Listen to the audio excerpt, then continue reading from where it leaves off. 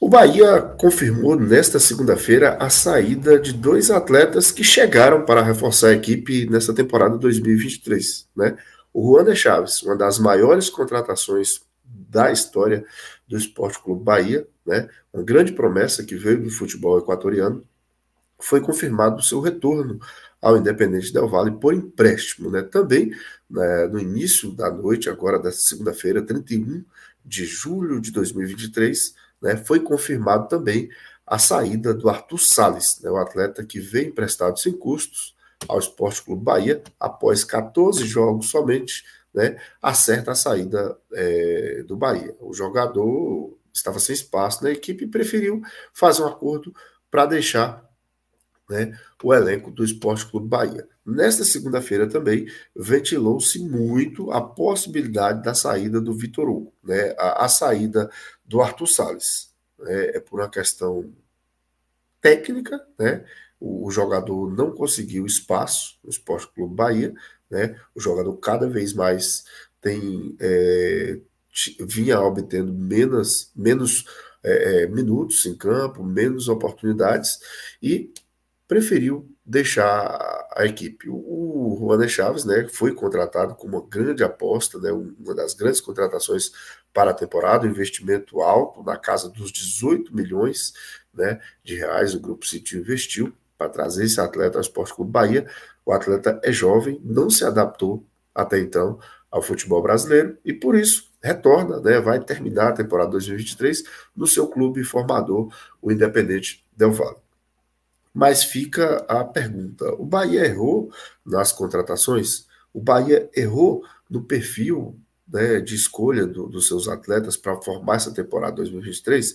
Né, quando o Bahia começou a contratar, né, quando o Bahia começou a contratar para a temporada 2023, né, vou até colocar na tela aqui as principais chegadas do Bahia, tá aqui, né, uma atualização.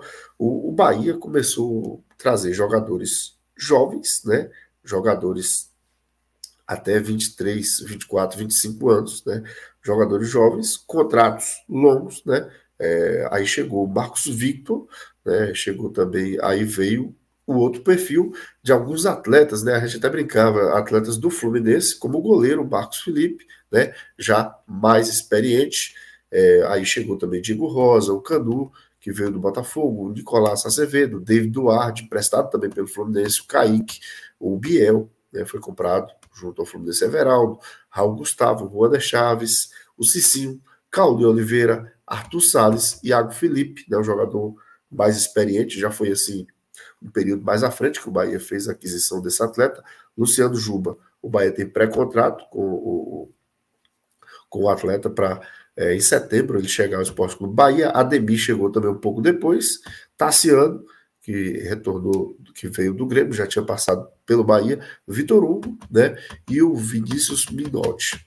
Na segunda janela, que é essa janela agora, que encerra dia 2 de agosto, o Bahia já trouxe o Gilberto, lateral que veio do Benfica, o Camilo Cândido, lateral esquerdo, né? Que já inclusive estreou contra o São Paulo, o Adriel, goleiro do Grêmio, né, veio por empréstimo, Léo Cittadini, ex-Atlético Paranaense, e o Rafael Ratão.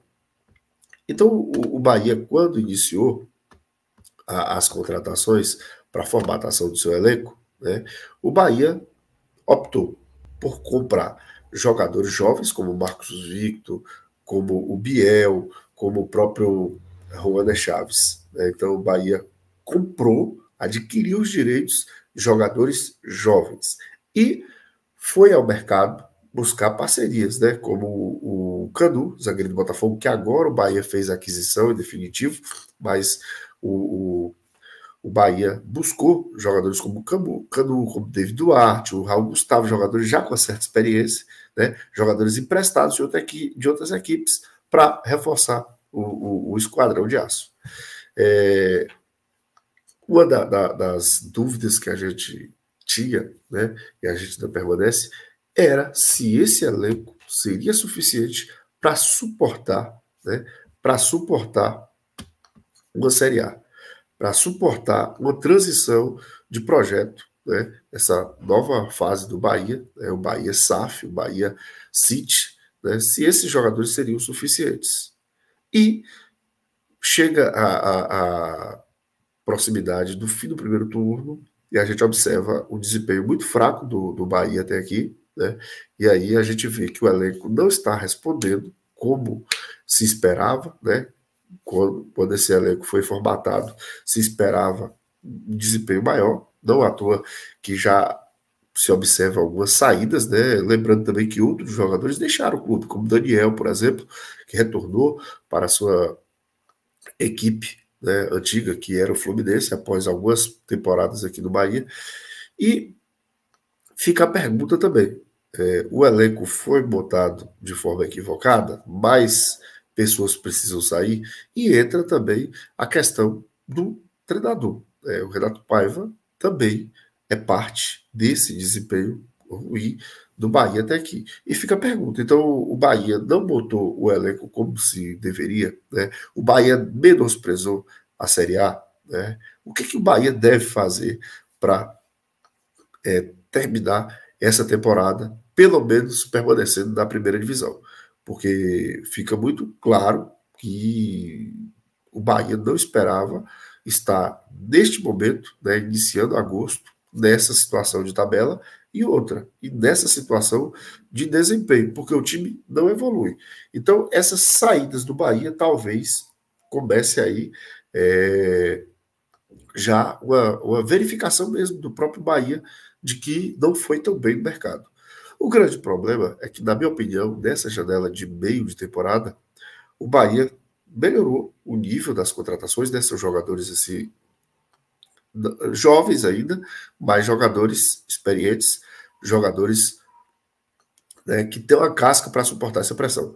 Mas ainda assim eu acho que o Bahia não foi tão bem, poderia ser mais arrojado no mercado. Eu acho que o Bahia poderia trazer, né, um camisa 9 mais goleador, poderia trazer um camisa 10 mais, de mais peso. Eu acho que o Bahia ainda está menosprezando a Série A. Eu ainda acho que o Bahia não trouxe, né, não trouxe jogadores capazes de responder. Lembrando que a temporada começa a partir de agora, entrar na reta final.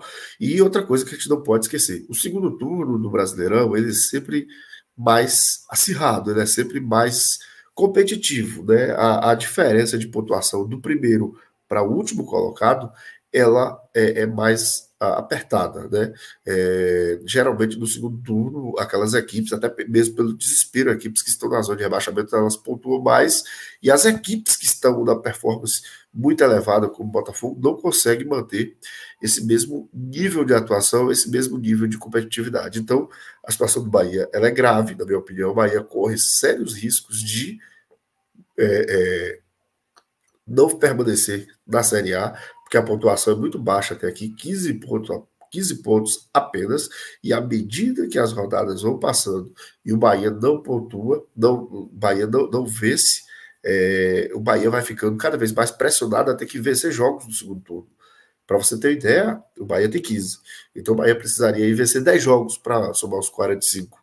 Porque se o Bahia empatar 30 jogos, não tem mais 30 jogos para empatar no Brasileirão. Então, à medida que as rodadas vão passando, o Bahia vai colocando contra si uma pressão muito forte.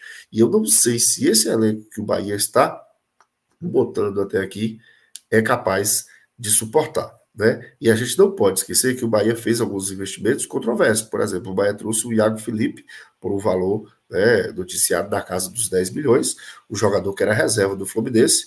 O Bahia trouxe com o discurso que era um jogador experiente que ia somar, mas até aqui o jogador não tem contribuído. Então, jogadores, alguns jovens, como o Gabriel Xavier, é que tem dado a resposta, como o próprio Rian, que quando entra dá conta do recado, né? Então, as contratações do Bahia, elas falharam. Então, o Bahia, na minha opinião, precisava ser mais arrojado, né? Precisava ser muito mais arrojado nessa janela de meio do ano. Eu acho que o Bahia foi tímido ainda, trouxe boas contratações, principalmente a do Gilberto e o Ratão, né? O próprio Cândido também parece ser um bom jogador, mas ainda assim, eu achei que o Bahia, né, poderia ter sido mais arrojado. Mas ainda faltam 2 dias, vamos aguardar, mas a gente não observa, né, no noticiário assim, indícios, né, indícios de que o Bahia esteja trazendo aí uma grande contratação.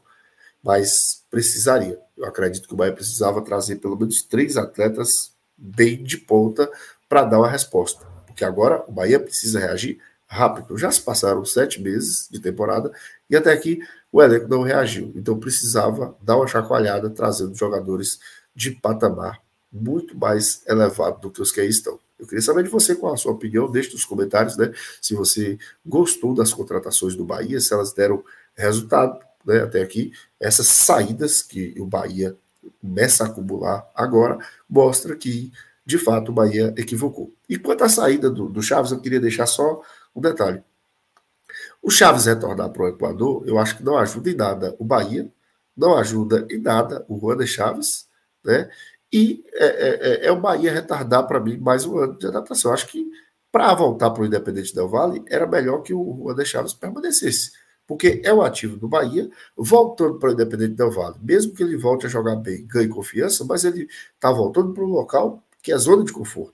Se o Bahia fosse emprestar, que emprestasse para uma outra equipe, quem sabe aqui no futebol brasileiro, para que ele se adaptasse aqui, para que ele encontrasse um outro ambiente aqui, porque ele tem contrato longo com o Bahia e ele precisa se adaptar aqui. Ele retornar para o Equador é uma zona de conforto, eu acho que não vai resolver o problema, o jogador pode render e depois volta para o Brasil e vai ter que passar por tudo novamente, se adaptar ao futebol brasileiro, ao ambiente daqui. Então acho que não foi um grande acerto do Bahia. Na verdade, o Bahia errou no início da temporada e agora está sem saber o que fazer com algumas peças. Mas é isso, nós somos do canal 2x1 aqui no Tem Empate. Um forte abraço, deixe seu like, se não for inscrito, se inscreva.